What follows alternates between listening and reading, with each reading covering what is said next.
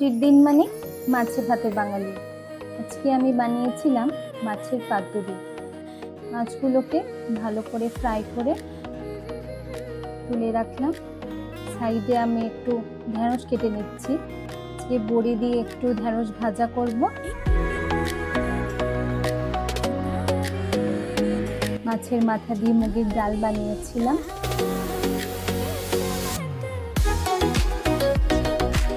পাতাগুলোকে ফ্রাইং প্যানের সাইজে কাট করে নিয়ে গ্যাসে একটু হালকা ফ্লেমে, তবে একটু প্যানে ঠিকঠাক মতো সেট হয়ে যায়। এবার আমি মাছগুলোকে সাজিয়ে নেব।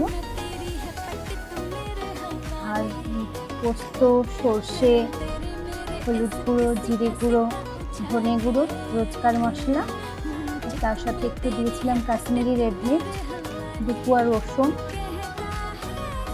দিয়ে ভালো করে ঘুরিয়ে মাছটা ম্যারিনেট করে নেব।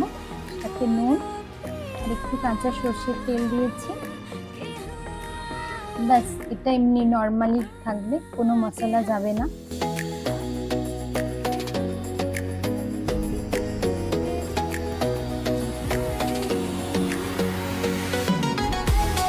এটা লো করে 20 মিনিটের জন্য হালকা আঁচে ধীরে কুক করব। মাঝখানে আমি লঙ্কা দিতে ভুলে গিয়েছিলাম। মাছগুলো মাঝখান থেকে একবার উল্টে নেব।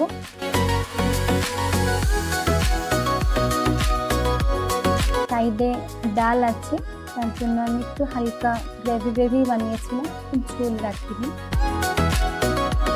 আমি আমার মতো করে ট্রাই করেছি।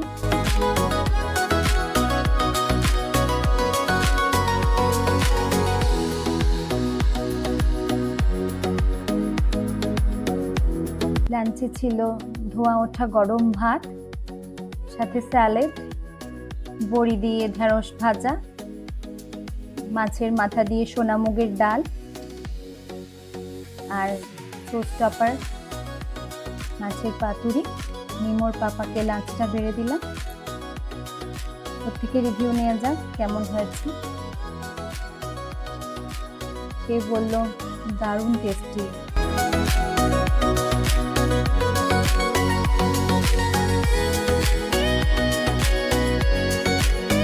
মাছটা খুব জুসি আর টেস্টি ছিল।